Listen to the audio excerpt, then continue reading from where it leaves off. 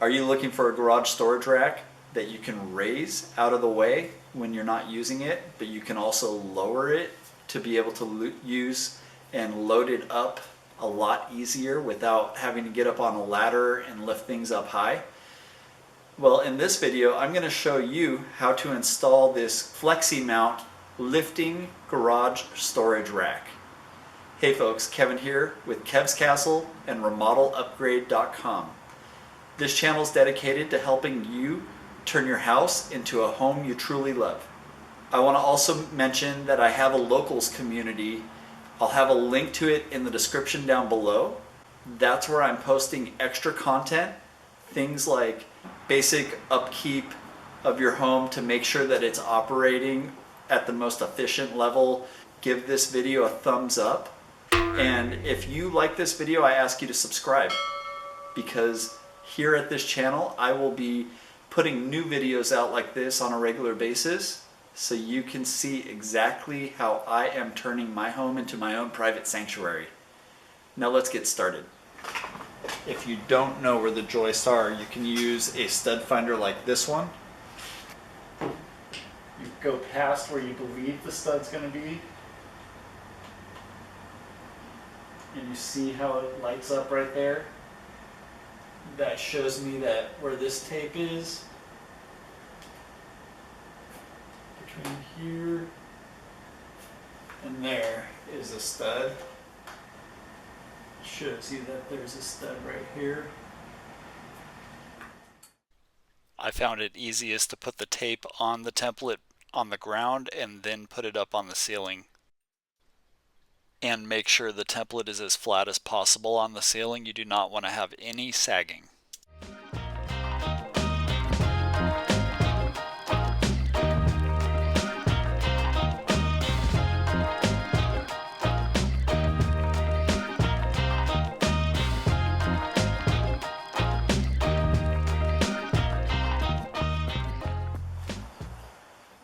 The two brackets at the top right and bottom right of the template are for the axle and the wire ropes. And this is the front side of the rack, because this is where the winding pole will be. The two brackets in the back where the pulleys are, and these are on the top left and bottom left. The three holes down the middle of the template are not needed for this installation. Each lag screw got one washer, and I got all of them ready before I started installing them. After holding the appropriate bracket where it belongs and marking for the drill holes, I drilled a 3/16 inch or 5mm hole that was 2.5 inches deep in each location.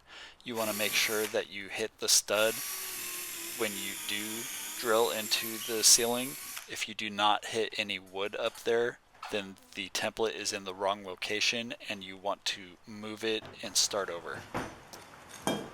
I have a drill bit that fits the head of these lag screws, and that made it a lot easier for me to be able to install these brackets. But if you don't have that bit, you can use the wrench that comes with the set.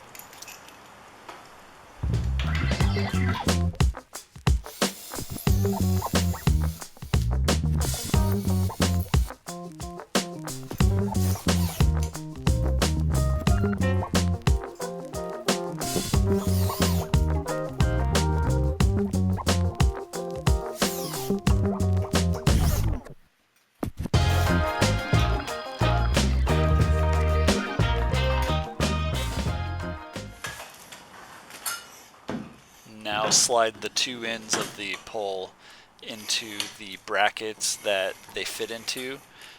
You want to make sure that the cables are facing inward towards the other side of the rack. That way they will be able to string through the pulleys on the other side. There are two holes in this center axle. These are for the nut and bolt labeled B. This will prevent the axle from sliding left and right out of place. After getting the nut and bolt started by hand, use the wrench and the Allen key to tighten them up. I am able to use my hand to turn the wrench, but if that's hard, then you can use something like a screwdriver to put through that hole to be able to turn it with better leverage. Now I'm taking off the template. You can pull it and tear it by hand, but where there's pieces that might be stuck underneath the brackets, I am using my knife to cut those away. 2 bolts labeled A go in each end to make sure that the axle is locked in place. You can see one bolt in this shot.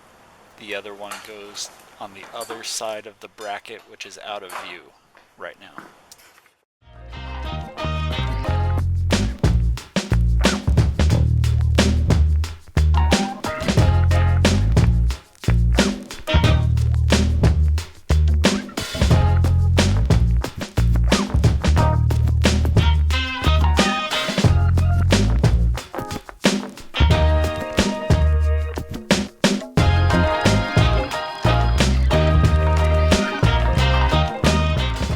Use the J-bolt labeled C to attach the wire grid to the platform supports.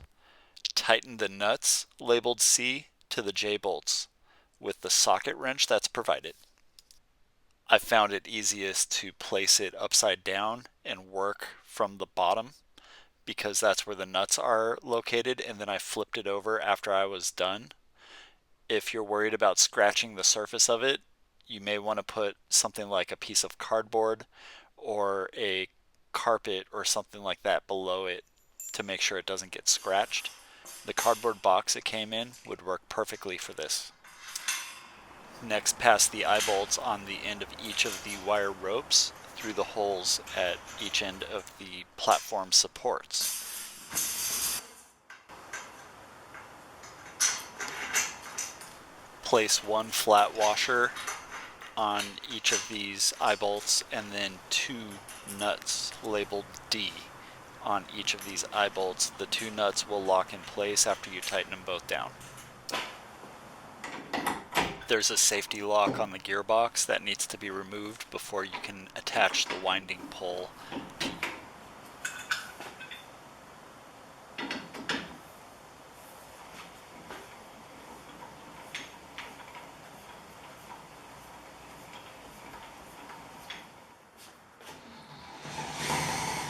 You can attach an electric drill to the winding pole if you prefer to speed things up. This helps raise and lower the rack a lot quicker. That's all it takes for you to install this Fleximount garage storage lifting rack. If you like this video, please give it a thumbs up. It helps the algorithm, that way more people can get that content sent to them as well.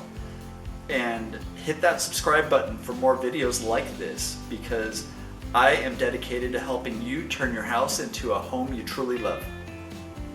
Thanks for watching, and I'll see you in the next video.